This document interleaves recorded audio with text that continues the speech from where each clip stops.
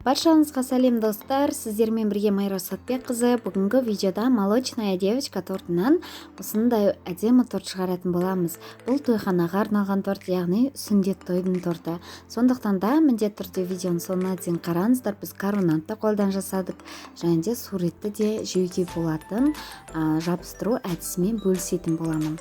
Міндетті түрде видеоның соңына дейін қарап, түсінбеген жерлеріңіз болса комментарий жазып, және де ұнаған болса лайк басуды ұмытпаңыздар. Мінекей менде корждар дайын болды. Яғни менің каналымда осындай молочная девочканың корждарын дайындайтын видео бар. Мен астына ссылкасын қалдыра кетемін. Сол жерден толығырақ көрсеңіздер болады. Осылай барлық корждарымызды пісіріп алдық, және де жан-жағын кольцоның көмегімен кесеміз.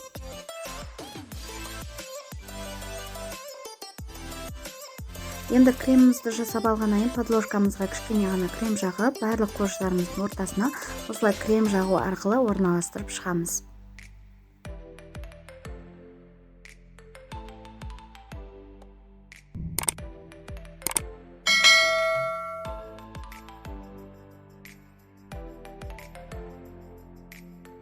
Мінекей бізде корждардың бәрі дайын.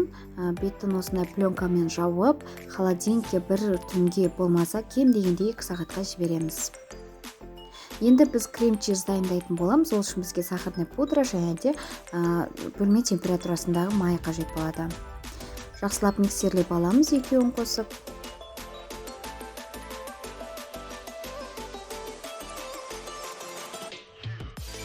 Оның үстіне бөлме температурасындағы творожный сырымызды салып, жақсылап қоюланғанша миксерлейтін боламыз.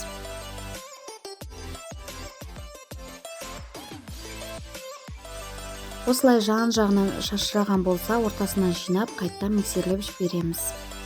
Бізде іртік қалмауы тиіс, жақсылап миксерлеуіміз қажет. Мінекей бізде тортымыз бір түнге тұрды. Осылай пленкасынан шешіп, жан-жағын пышақтың көмегімен босатып, біздің кольцомыздан шешіп алатын боламыз.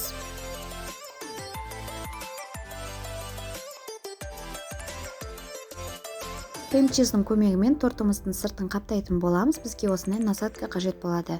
Егер де сіздерде бұндай насадка болмаған жағдайда ешқандай да қиындығы жоқ. Мешоктың басын кішкене ғана тесіп, одан кейін сол бойынша осылай жағып шықсаңыздар болады. Неге бас жағына барлығын осылай жинап, орап, қолымызға ең алғашқы саусағына осылай қыстырып аламыз.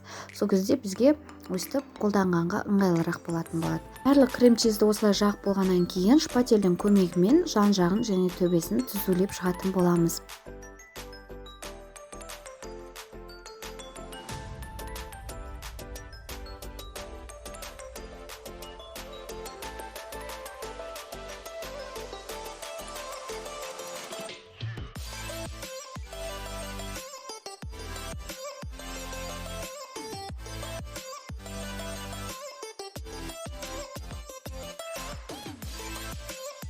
Қазір біз суретін жабыстыратын боламыз. Бізге ол үшін мастикадан кішкене ғана бөлігі қажет болады. Яғни біздің суретіміздің көлеміндей мастикамызды жайып шығатын боламыз. Неке мен суретті кесіп алдым, крахмалға аунатып, осылай мастикамызды жайып аламыз, және де суреттің өлшемінде болуы қажет. Неке суретіміздің өлшемінде болды, яғни суреттің артына пленка болады, соны шешіп, осылай ажыратып, бір тегіс етіп, біздің мастикамызға жабыстыратын боламыз. Яғни видеода қарап отырғандай бірінші барлық жерін жабыстыра салмай, тек қана төбесін, одан кейін қолымыздың көмегімен осылай жабыстыратын боламыз. Астыға қарай сырғытып.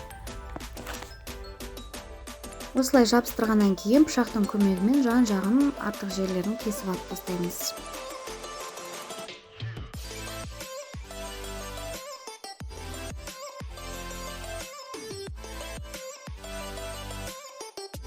Мінекей біздің тортымыз дайын болды, яғни сыртына әсемдейтін боламыз. Өз қалауларынша, яғни менде осындай сұйық майға кондурен қостым, және де конфетиктерді салып, өстіп аунатып алдым. Енді жан-жағына осылай жабыстырып шығамын әр жеріне. Менде бұл әсемдік үшін. Енді алдыңғы жағына біздің осындай суретіміз жабыстырамыз. Яғни жабыстырғанда бізге артына шоколадымызды ерітіп, жұмсақ шоколадпен жабыстырып аламыз. Сол кезде жақсы ұстайтын болады.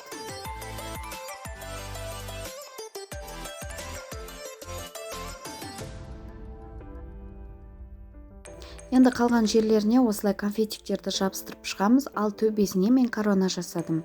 Коронаны мастикадан қолдан жасадым, және де бояғанды да қолдан боядым. Яғни видеоны мен ссылкасын астына қалдыра кететін боламын. Және де мастикаға осылай жазу жазып, төбесіне осылай жабыстырып қойдым. Жан жағына біздің қалған конфетиктерімізді үстіп сеуіп шығатын боламыз.